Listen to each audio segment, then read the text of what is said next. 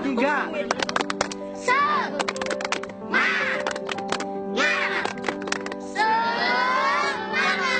Buat saya anak-anak itu seperti seed ya, benih ya. Kalau kita tanam benih, kita tahu apa yang kita tanam, lalu kita besarkan, kita rawat, saya yakin tumbuhan yang kita tanam akan tumbuh dengan baik. Bukan hanya dunia pertanian saja sebenarnya, literasi membentuk semua ingin jadi apa sebenarnya.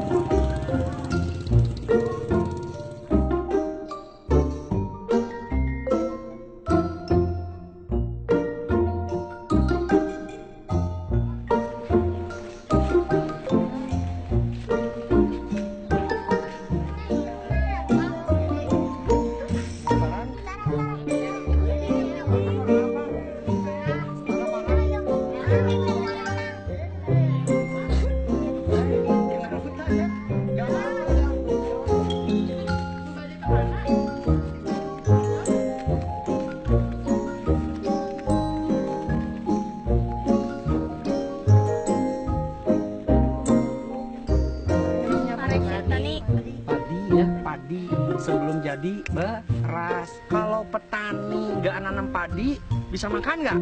Nggak. Kalau kita punya uang? Nggak. Bisa. Uangnya dibeliin apa? Kan nggak ada yang nanam.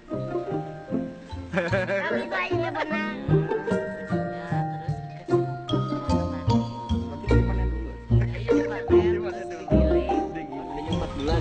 Atau ada yang nanam 100 hari. Kalau zaman sekarang itu nanam padi itu memang sampai 3-4 bulan. Nah, sebelum si padi ini muncul, biasanya dia itu ada di perutnya di sini nih. Nah, lama-lama dia muncul. Nah, sekitar 4 bulanan baru padi ini akan keluar, menguning, matang, baru boleh di... Ketika petani berliterasi ya gitu. Ya petani itu kan rajin baca kan gitu. Dia bisa dapat informasi-informasi tentang apa yang dia baca yang bisa nanti diaplikasikan dalam dunia pertanian. Jadi dunia pertanian itu sebenarnya tidak sesempit itu ya, urusannya itu hanya dengan tanah, dengan tumbuhan gitu. Ketika petani berliterasi itu dia juga akan melibatkan banyak hal sebenarnya dalam hidup bermasyarakat, bernegara gitu. Ya saya ingin seperti itu sih harapannya. Jadi petani revolusi ya mungkin. Petani harus mulai bergerak untuk jauh lebih baik ke depannya.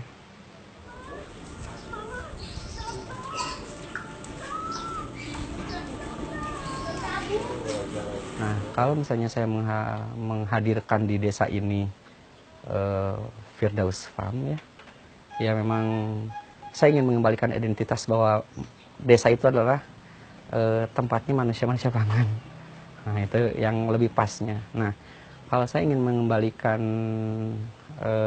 manusia-manusia pangan yang ada di desa, mereka tidak boleh lepas dari kata literasi. Nah, akhirnya dari Sawah Membaca itu lahirnya Firdaus Farm yang memang di sini lebih ke EduFarm Kids ya. Jadi memang anak-anak kita edukasi dalam dunia pertanian semenarik mungkin, semenyenangkan mungkin. Jadi dirawat benar ya, dirawat benar. Nanti kalau misalnya udah tumbuh, bawa ke sini. Iya tuh harus sampai tumbuh nih. Nanti kalau udah panen, Mang Yadi minta. Nanti makan jagung bakar. Hah? Pengusaha bayam udah ada 3 orang di pengusaha bayam bawang merah. Jadi kangkung. Kangkung. Ridwan tuh dari setiap praktek berkebun selalu kangkung, kayaknya dia mau jadi bos kangkung. Sambil didoain nih tuh loh Kang. Sama saya tuh juga jadi pengusaha ketimun nih. Sok siapa lagi? Apa? Mau jadi pengusaha tomat.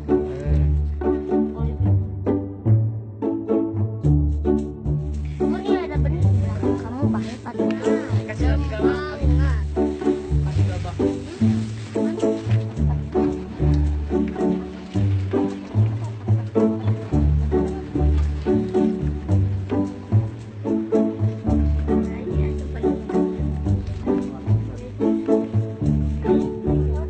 Aktivitas sehari-hari sih di sini saya menciptakan, bukan menciptakan, artinya menghadirkan sebuah kegiatan-kegiatan yang pendekatannya memang dunia anak lagi sebenarnya. Ketika memang dunia anak itu bahagia ya, dunia anak itu nggak ada beban dalam hidupnya sebenarnya. Nah, salah satu kegiatannya itu yaitu salah satunya selain membaca, anak-anak diajarkan untuk mengenalkan dunia pertanian dasar ya. Gitu. Assalamualaikum warahmatullahi wabarakatuh. Lihat, jadi teman-teman semua di sini pada berkebun ya Mas. Ridwan, kamu berkebun apa di rumah? Abang ayam ini terbala-bala abang. Ada ayam, ada bebek. Di rumah ada pohon apa aja? Mangga. Terus? Jamu. Terus? Hah? Nunggu. Jadi kita yang menanam, kita yang menuai. Nah, begitu juga sama anak ya. Anak juga saya menggambarkan tidak lebih dari seperti itu. Lebih dari hanya sebagai mereka nanti kelak menjadi petani-petani yang hebat di negara kita atau di lingkungan kita, bahkan di keluarganya dia bisa mencukupi kebutuhan minimal rumahnya lah. Jadi si anak itu memahami dan mengerti kelak dia tumbuh dewasa, dia akan mampu mempertahankan hidupnya dengan bertani.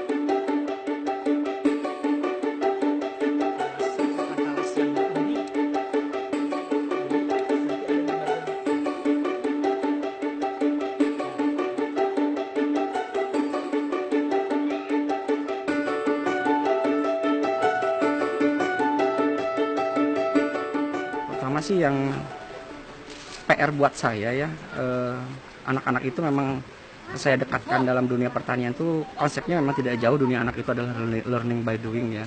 Jadi bagaimana dunia pertanian itu saya kemas ya, saya packaging semenarik mungkin, sehingga kalau dunia anak itu sudah menyenangkan, mereka udah bahagia, saya yakin anak-anak dalam berkegiatan bertaninya bisa berkelanjutan. Mereka paham betul kenapa mereka harus bertani, kenapa mereka harus menanam. Nah, edukasi itu yang kita lakukan, yang memang kita juga harus terus berkelanjutan untuk mengedukasi mereka. Saya yakin kalau terus anak itu diingatkan, diedukasi semenarik mungkin, di packaging dengan baik, saya yakin di kemudian hari kelak mereka dewasa, mereka akan memahami seutuhnya tentang kenapa kita harus berkebun dan bertani.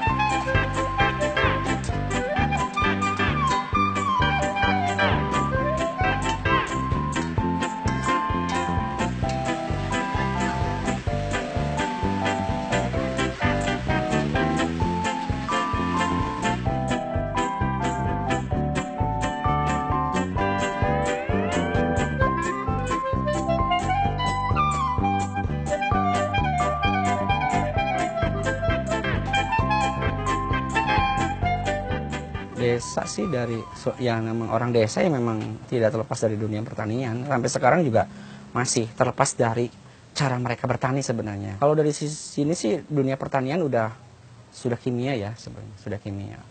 Mereka ingin mendapatkan hasil yang banyak, cepat, tapi mereka tidak memikirkan dampaknya. Mereka salah, bisa iya, bisa tidak, karena mereka juga digerakkan sebenarnya. Kalau kita edukasi mereka untuk mengenalkan gimana sih supaya bertani itu sehat dengan organik, itu mungkin menjadi sebuah tantangan ya, karena pendekatan terhadap petani saat ini sederhana sebenarnya, sederhana. Jadi kalau kita ajak diskusi terlalu berat juga mereka belum terbiasa. Nah, kata belum terbiasa itu kita coba dengan pendekatan membiasakan gitu. Ya salah satunya dengan contoh lah sebenarnya. Pendekatan kepada mereka saya lihat sih lebih efektifnya itu dengan contoh sebenarnya. Nah, kalau misalnya kita berkebun dengan cara organik, ternyata hasil organiknya lebih melimpah, lebih banyak, lebih sehat, dengan sendirinya mereka juga akan mengikuti sebenarnya. Pertanian dengan pangan itu memang dua hal yang mengikat, yang memang tidak bisa dipisahkan. Ketika mereka sadar dalam pertanian, dari hasil pertanian itu akan munculnya ketahanan pangan,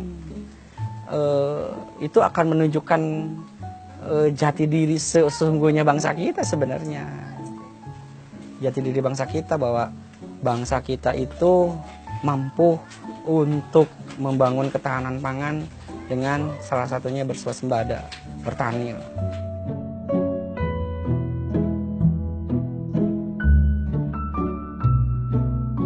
Pangan yang baik untuk dikonsumsi itu tentunya yang sehat ya, sehat, tidak terkontaminasi dengan kimia, tapi di situ kita memanfaatkan alam yang sudah disiapkan gitu. Jadi kalau kita ingin mendapatkan pangan yang sehat, ya kita harus menghadirkan sebuah simbiosis mutualisme di lingkungan kita, dari mulai tanah, bagaimana tanah untuk mengembalikan tanah unsur hara yang baik. Kita bisa memanfaatkan media kompos gitu. Dari mulai sampah kita mulai pilah, mana sampah organik, mana sampah yang memang bukan organik. Kalau sampah organik kita bisa bikin kompos, sehingga si sampah itu akan kembali bermanfaat untuk dunia pertanian gitu. Nah, itu yang memang harus kita sedikit-sedikit mengedukasi kembali, bahwa organik itu adalah budaya nenek moyang kita sebenarnya. Gitu. Nah, kalau sekarang itu dibiarkan, tidak dikembalikan jati dirinya bangsa kita itu seperti apa dalam berkebun, menurut saya di luar sana negara-negara maju justru mulai berkembang sebenarnya ke arah perkebunan yang jauh lebih baik sebenarnya. Nah, itu kenapa mereka bergerak lebih cepat?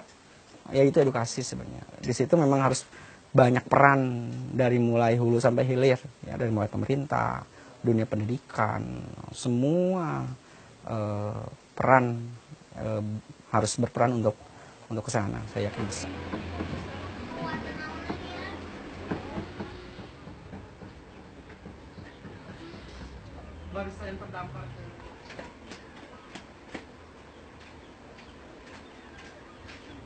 Perubahan yang saya rasakan memang salah satunya yaitu buku ya. Memang saya masih ingat betul dulu waktu sekolah ya, SMP, masih ingat SMP ya, memang saya baca buku itu yang berjudul Andaikan Buku Itu Sepotong Pizza. Dia dikatakan dari halaman depannya itu, ubahlah caramu berpikir maka duniamu akan berubah. Nah, memang buku merubah cara berpikir seseorang, ya, membentuk cara berpikir saya untuk melakukan sesuatu. Itu salah satunya memang media buku gitu. Nah, cuman ada buku yang menarik yang saya baca, yang ditulis oleh Steve Jobs ya, itu dia mempresentasikan sebuah alat teknologi canggih, tapi di sisi lain dia tidak menunjukkan alat canggihnya kepada banyaknya manusia. Dia menunjukkan bahwa ini adalah alat untuk menyentuh hati. Nah, jika hati sudah tersentuh, maka itu tidak terbatas. Filosofi itu yang saya gunakan dalam aktivitas saya sehari-hari, salah satunya. Jadi segala sesuatunya memang harus dilakukan dengan hati sih sebenarnya. Keikhlasan hati, ketulusan hati, saya yakin dampaknya akan besar.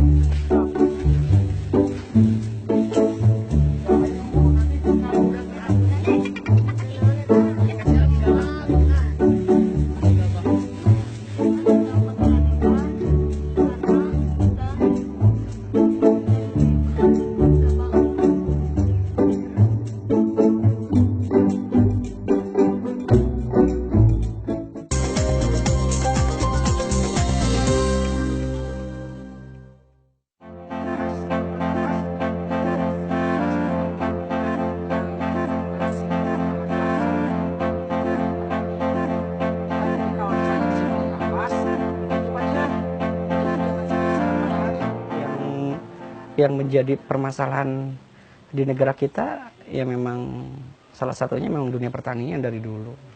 Bahkan sebelum Orde Baru juga Indonesia itu mendapat penghargaan sebagai negara yang memiliki ketahanan pangan ya dengan swasembadanya. Kesini itu mulai nyari silang.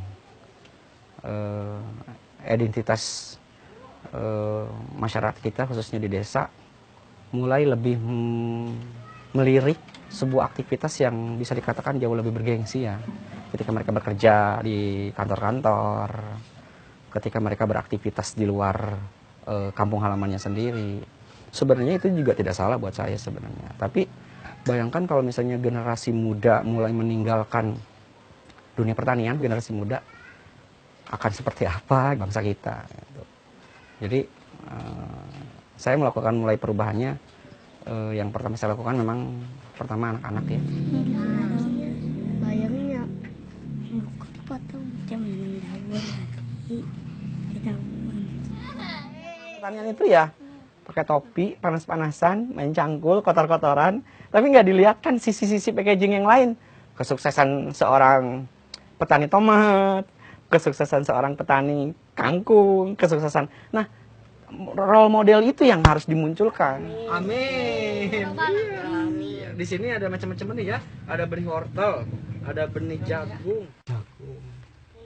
Begitu. Ya, makanya kalian sering kesini juga buat baca-baca juga. Dalam dunia anak kita ketahui bahwa anak itu seperti kertas putih ya.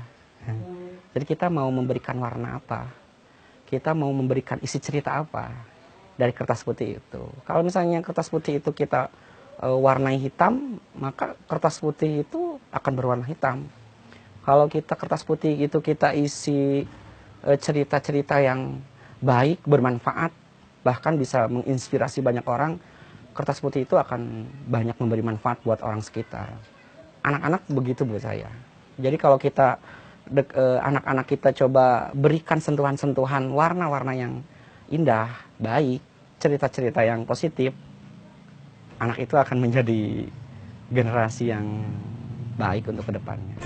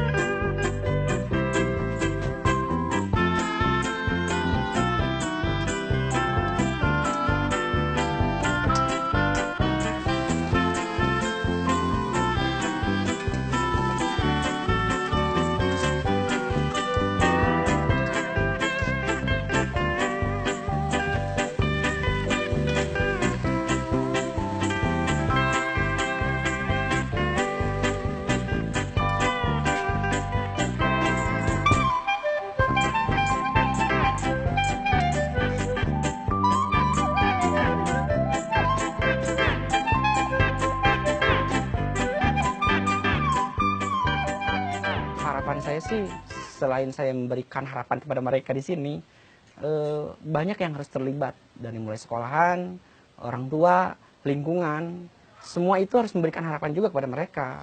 Kalau misalnya saya memberikan harapan di sini saja, di taman bacaan ini, di saung baca ini, sedangkan di luar lebih kuat mereka tidak memberikan harapan yang saya berikan kepada anak-anak mereka akan hilang.